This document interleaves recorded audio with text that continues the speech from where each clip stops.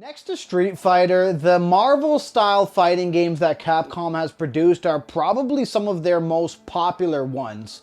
And throughout the years, having collected all these different arcade 1-up units, I've gotten a chance to try some of the earlier Marvel-themed fighting games, as well as some of the other Marvel-style games that they've created. And one in particular that I continuously go back to is X-Men Children of the Atom. And while it's definitely a little bit more outdated compared to some of the more recent releases, to me there's some really awesome, exciting stuff that it does that I feel like isn't in some of the newer Capcom Marvel style fighting games. And in this video, I'm going to go over what I really like about that game and some of the great things it still does really well even to this day. So let's take a look.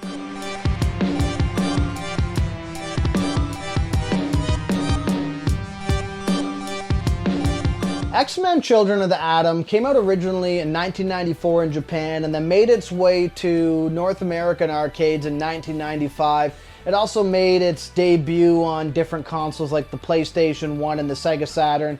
I've never played the console versions, and I only actually touched the real original arcade version in the past year or so. But my first introduction to this was through my Marvel Superheroes cabinet back here. And at the time, I'd already been familiar with Marvel Superheroes, and I was getting really into the Punisher. If you've watched this channel, I've spoken a lot of great words about that game. And of course, I got reintroduced to it again through this X-Men vs. Street Fighter cabinet with the ability to also play online. Now, when I had my Marvel Superheroes unit at first, I beat Marvel Superheroes. I ended up beating Punisher a billion times, and then I decided to bunker down and give X-Men Children of the Atom a fair shot, essentially, because I kind of overlooked it, if I'll be honest with you. Something about it at first didn't really hit me the same way that some of the other Marvel fighters did.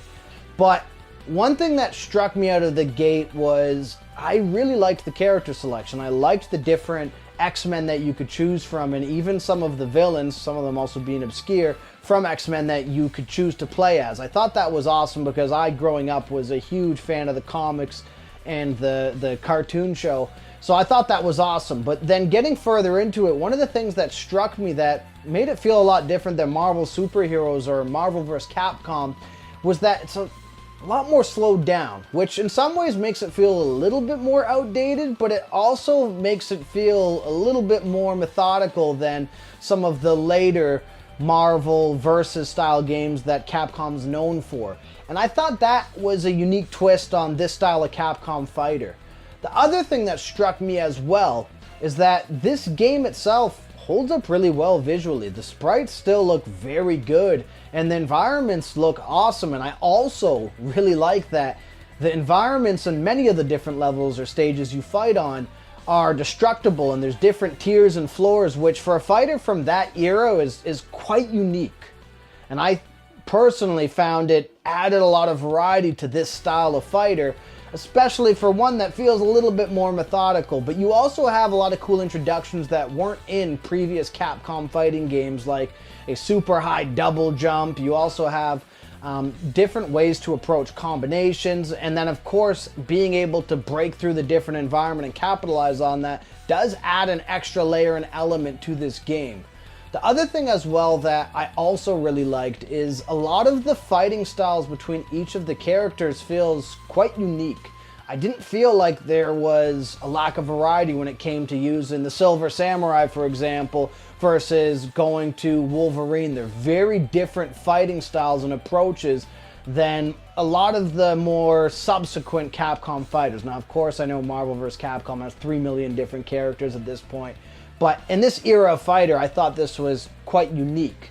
And mixed with the pacing and the largely different abilities that each fighter has, I thought that this felt quite unique overall. Like Marvel Superheroes, again, you had Spider-Man being able to do different things than Wolverine, of course, but it felt very hyper fast paced, whereas with this, because it's a little more methodical, and I felt like the playing styles between each fighters were quite large, Yes, it did lead to a lack of balance in some cases, but it also led to a different way of playing in this style of fighter, I felt, than some of the other Marvel vs. fighters. And what I mean is, if you're you're going up against Sentinel and you're Silver Samurai, those are different styles of fighting for those types of characters.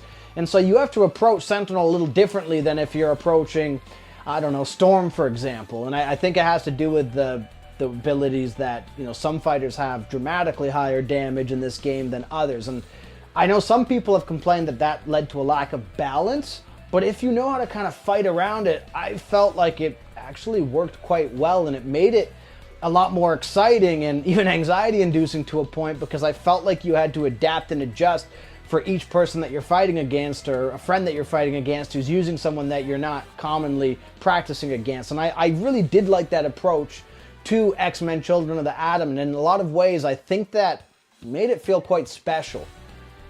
So overall, this to me is kind of, I wouldn't say underrated, because I think this game did have a long legacy at one point, but to me this is a game that is kind of getting more forgotten with some of the more conventional Capcom fighters like Marvel vs. Capcom 1, 2, and 3, and whatever other iteration they have at this point.